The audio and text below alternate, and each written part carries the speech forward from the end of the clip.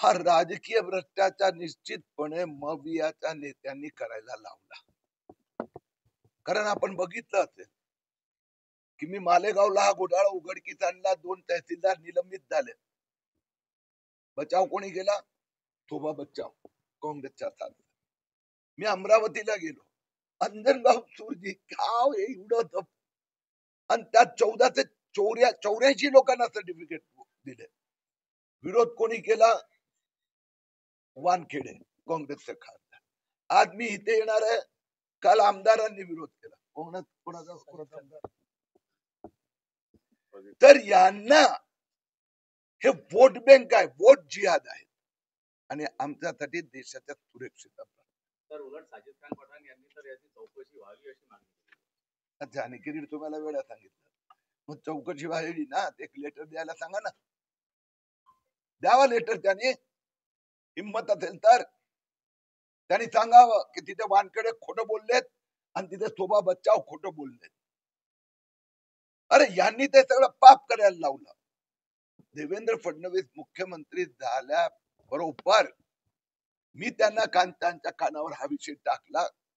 मुख्यमंत्रीची शपथ घेतली त्याच्या आदल्या दिवशी मी सांगितलं की आप कल शपथ दे रहे हो, पहला ये विषय हात दिलो.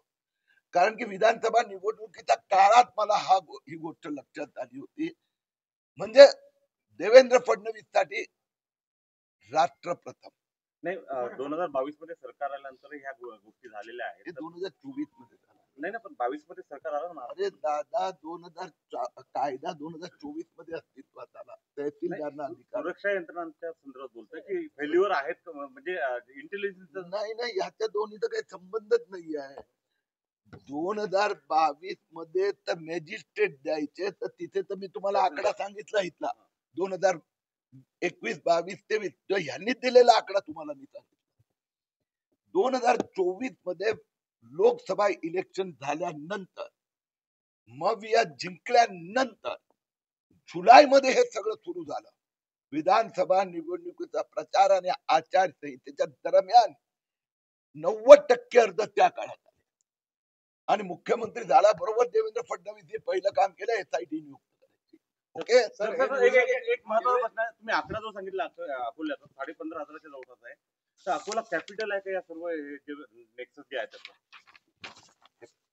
15,845. अकोला, अमरावती, मालेगाव हे मुख्य केंद्र आहे.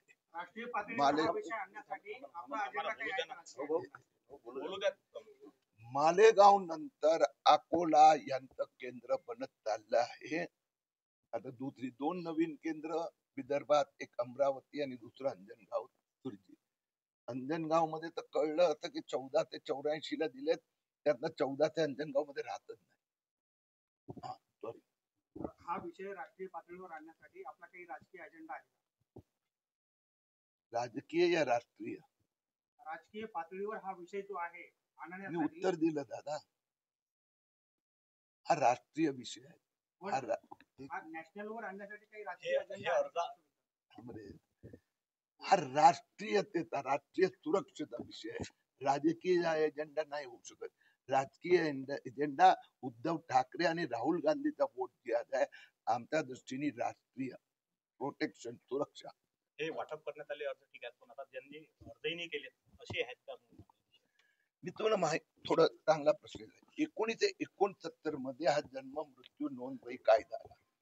त्यात एक प्रावधान केलं की जर ज्यांचा आई वडिलांचा कोणाचा नाही आहे तर त्यांनी मॅजिस्ट्रेट कोर्टात अर्ज करावा. बरोबर आहे. आता 50 वर्ष झाली, मग ज्या कोणाचे राहिले असेल त्यांनी केले अर्ज. म्हणून बघा, यावेळीचे अर्ज संबंध महाराष्ट्रात 2 लाख आहे ना, त्यात हिंदू 1% पण नाही आहे आणि हितला मूळचा मुस्लिम पण 1% नाही आहे. कारण की त्या 50 वर्ष दरम्यान सगळ्यांनी घेतलंय. ही सगळी नावं, 99% नावं मुस्लिम बांगलादेशी नावं आहे. ओके.